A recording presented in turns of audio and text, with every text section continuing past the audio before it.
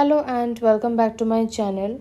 আজ আমরা ডে 3 কুর্গে রয়েছি এবং আজ আমরা যে যে জায়গাগুলো ভিজিট করব সেগুলো বলতে পারো কুর্গের most famous and important place.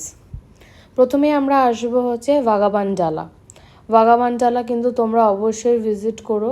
এখানে শর্টস পরে অ্যালাউ নেই, সুতরাং টেম্পলে আসার জন্য ফুল অ্যাটায়ার পরে আসতে হয়।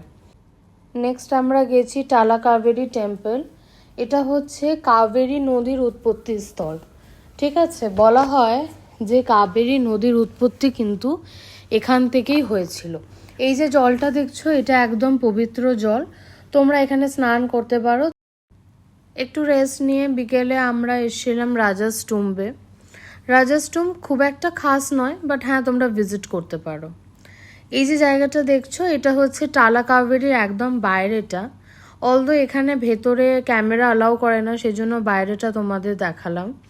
এখানে অনেকগুলো মন্দির রয়েছে, কাবেরী মায়ের মন্দির রয়েছে, শিব ঠাকুরের মন্দির রয়েছে এবং পাহাড়ে ঘেরা খুব সুন্দর এই পরিবেশটা। এই যে ক্লিপসটা দেখছো এটা হচ্ছে ভাগাবানডালার বাইরেটা। আমরা একটু আড়াল করে ক্যামেরাটা নিয়ে শ্যুট করেছিলাম।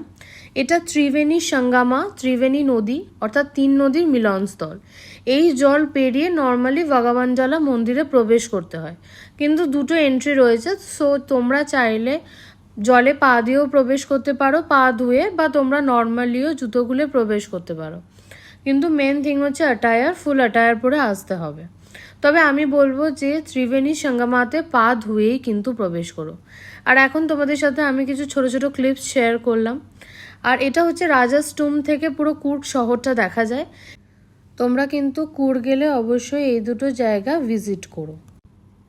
এর সাথে আজকের ব্লগ এখানেই শেষ করছি। টাটা।